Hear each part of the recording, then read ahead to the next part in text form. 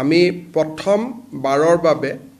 অসমৰ প্ৰত্যেকটো পুলিং বুথৰ জনসংখ্যা অনুসৰি আমি অৰুণোদয় আঁচনি হিতাধিকাৰী নিৰ্বাচিত কৰিব ক'লোঁ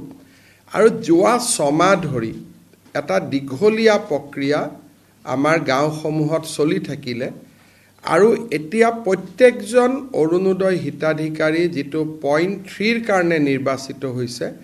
তেওঁলোক আধাৰৰ সৈতে জড়িত এপিক কাৰ্ডৰ সৈতে জড়িত আৰু গোটেই অসমৰ শেষ পুলিং বুথটোৰো যদি একেবাৰে ডিমা হাছাও পাহাৰৰ মাজত আছে সেই পুলিং বুথটোৰ পৰাও হিতাধিকাৰী আমি নিৰ্বাচিত কৰিব পাৰিছোঁ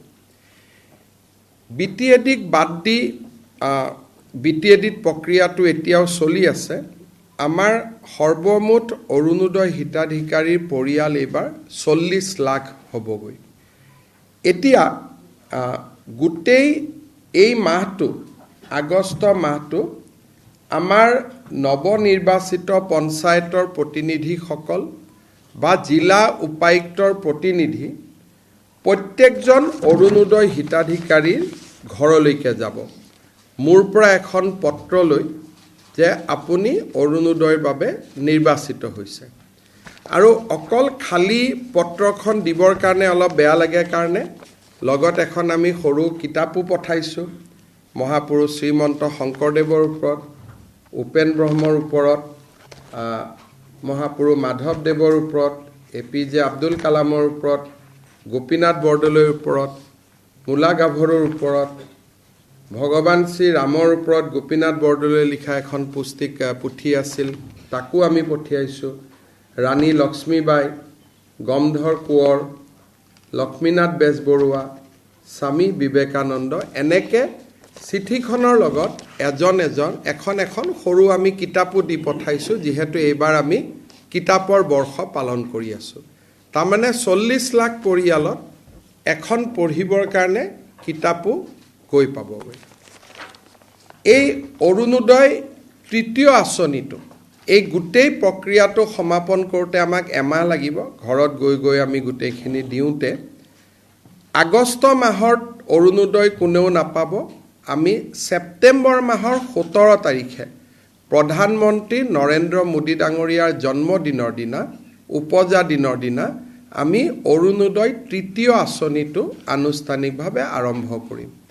আমি আৰু এটা আঁচনি মই ৰিপিট কৰিছোঁ পৰীক্ষামূলকভাৱে পাইলট বেচিছ এইটো আমি এতিয়ালৈকে স্থায়িত্ব দিয়া নাই পৰীক্ষামূলকভাৱে আমি এটা আঁচনি আৰম্ভ কৰিছোঁ যে অৰুণোদয় পৰিয়ালে যদি গেছ কিনে ৰন্ধন গেছ কিনে তেতিয়াহ'লে তেওঁলোকক আমি 250 টকাৰ ৰাজ সাহায্য এটা প্ৰদান কৰিম অৰ্থাৎ এইবাৰৰ যিটো নিযুত মইনা আঁচনি ইয়াৰ কলেবৰ আৰু অধিক বৃদ্ধি হ'ব বিশেষকৈ চেণ্ট্ৰেল ইউনিভাৰ্চিটি ষ্টুডেণ্টে পাব আৰু সমান্তৰালভাৱে আমাৰ প্ৰাদেশিকৃত মহাবিদ্যালয় বা বিশ্ববিদ্যালয়ৰ সেল্ফ ফাইনেন্সিং কোৰ্ছত পঢ়া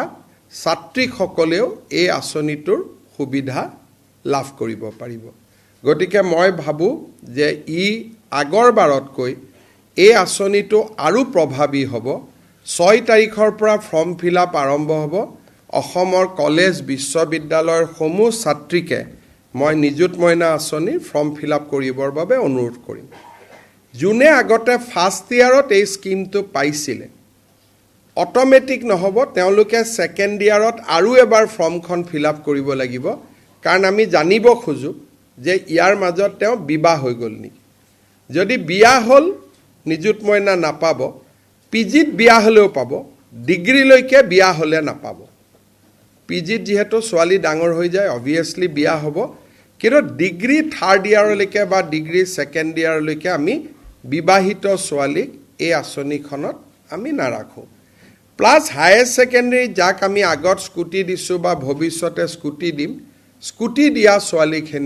ছোৱালীখিনিয়েও নিযুত মইনা আঁচনি নাপায় এইটো হৈছে আমাৰ এটা ষ্টেণ্ডাৰ্ড ফৰ্মেট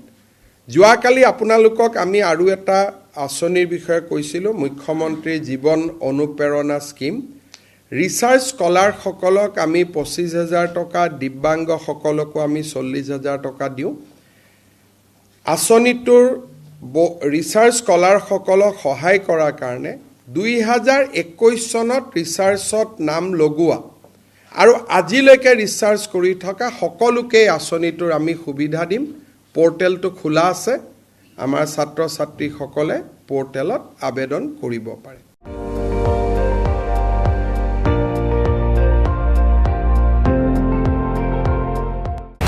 আপুনি চাই আছে ND24, সৰ্বশ্ৰেষ্ঠ নহয় সৰ্বোত্তমৰ দৌৰা।